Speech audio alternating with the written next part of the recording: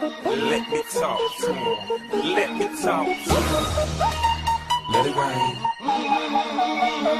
Let me talk to him. Come on. So they have them apple bottom jeans with the bird. The whole club was looking at her. Algiers motel incident, Detroit. 5 fast facts you need to know. Annapurna Pictures and Francois Duhamel. Anthony Mackie as Greene in Detroit. Filmmaker Kathryn Bigelow brought another true story to the screen with this weekend's Detroit. The film focuses on a specific moment during the 1967 12th Street riots called the Algiers Motel incident. The incident at a motel about a mile from where the riots began ended with the deaths of 3 black teenagers and 9 others injured by a task force made up of members of the Detroit Police Department, Michigan State Police and the Michigan Army National Guard. Bigelow's film was written by Mark Bowl, who also worked with her on The Hurt Locker and Zero Dark 30. The film's ensemble cast includes John Boyega, Anthony Mackie, Will Poulter, John Krasinski, Jeremy Strong, Malcolm David Kelly, Hannah Murray, Caitlin Dever, Algie Smith and Jason Mitchell. I think predominantly it was an opportunity to telescope this giant canvas of the uprisings down to a particular crime event that was first presented to me and right around the Ferguson incident, Bigelow told NPR when asked what attracted her to the Algiers motel story. And so I was kind of really emotionally moved by that. And felt that this story was an American tragedy that was important enough to be told.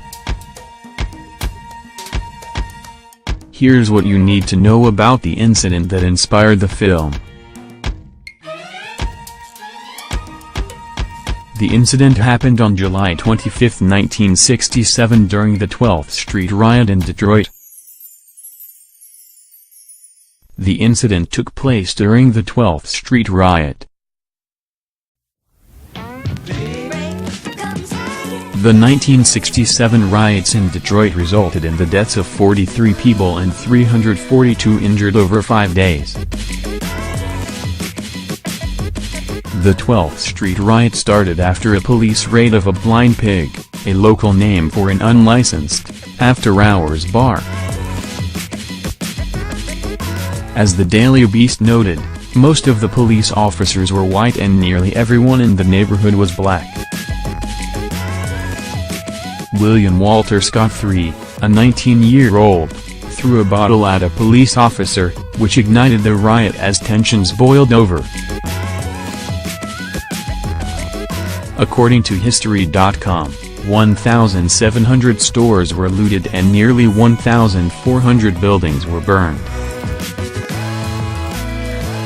The riots caused around $50 million in property damage.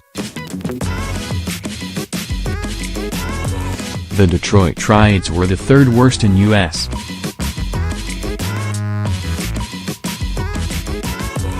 history, behind the 1863 New York draft riots and the 1992 Los Angeles riots.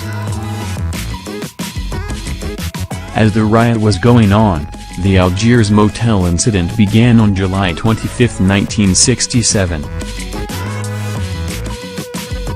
A block away from the hotel was the Great Lakes Mutual Life Insurance, which was being guarded by police and members of the National Guard. A private security guard, Melvin Dismukes, was at a nearby store. Guardsman Ted Thomas thought he heard a gunshot near the motel and a large group of officers and guardsmen arrived at the scene. The reality of it is that African American and white Detroiters were living in 2 different worlds when it came to the way that the police were oriented towards them, historian Jamin Jordan told Michigan Radio in July 2017. The police department was about 95 white in a city that was becoming about 40 African American. And for years this had been a problem.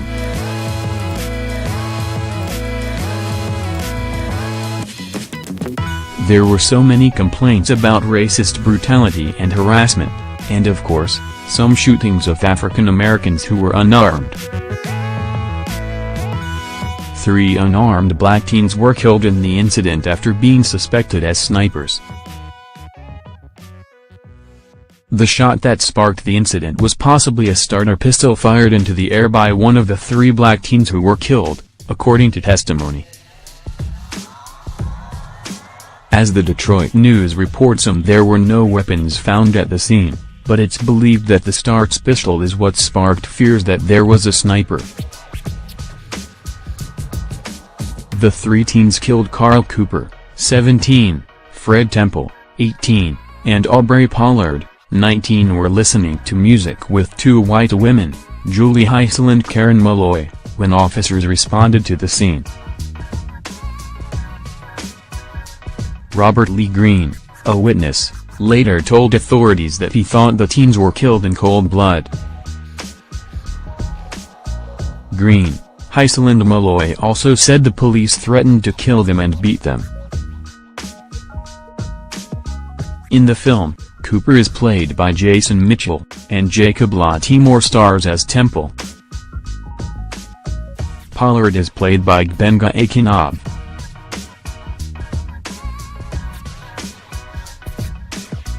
The main thing we want people to feel is empathy. We don't want people to feel guilty about it, Latimore said of the film in an interview with WWD.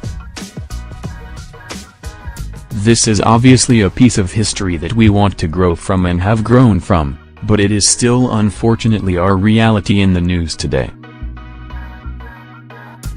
This is something that happened 50 years ago, and to see that things haven't really changed, you get different opinions. Some people feel guilty and others feel deep empathy. People want to talk about it more and understand.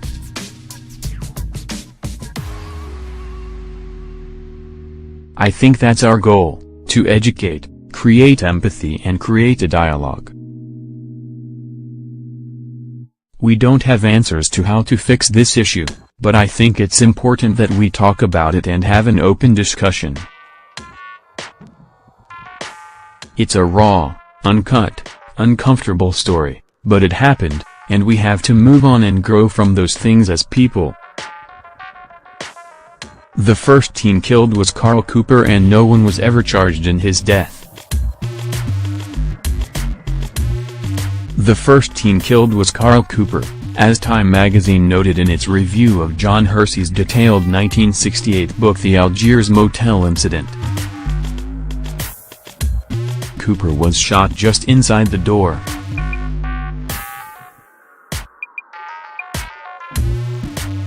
After that, they dragged people out of their rooms and lined them up against the wall.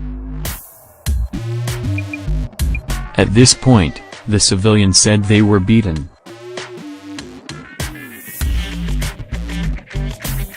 Hersey reported that Heisel and Malloy were stripped naked and called ne'er lovers. Pollard was killed when he was dragged into another room by Officer Ronald August, who admitted to killing Pollard. Temple was shot by Officer Robert Pale, who claimed he shot Temple in self-defense. The officers didn't report the teens' deaths to the Detroit Police Homicide Bureau. It was Charles Hendricks, who ran the security firm responsible for the motel's security, that found the bodies. Cooper's death was never fully explained and no one was charged in relation to his death. However, Pally, August and another officer, David Senok, were taken to court. As the Detroit News notes, Pally was charged with first-degree murder with Temple's death, and his admission of guilt was deemed inadmissible because he wasn't read his Miranda rights yet. his case was dismissed.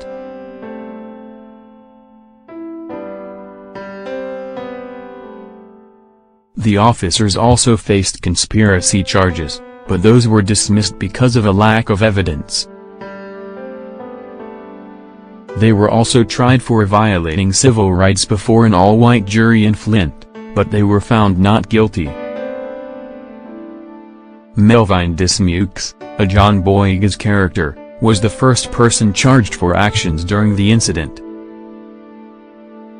John Boyega, who plays Finn in the new Star Wars movies, stars in the film as Melvin Dismukes, a black security guard. He was the first person charged for actions during the incident. He was accused of allegedly clubbing a person during the raid, but he was found not guilty. In an interview with Variety, Dismukes said the film is about 99.5% accurate.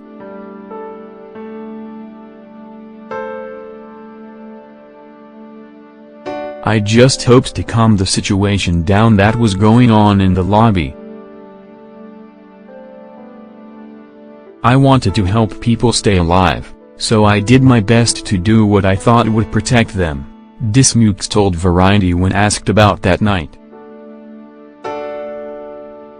Dismukes said the events still have an impact on his life, 50 years later.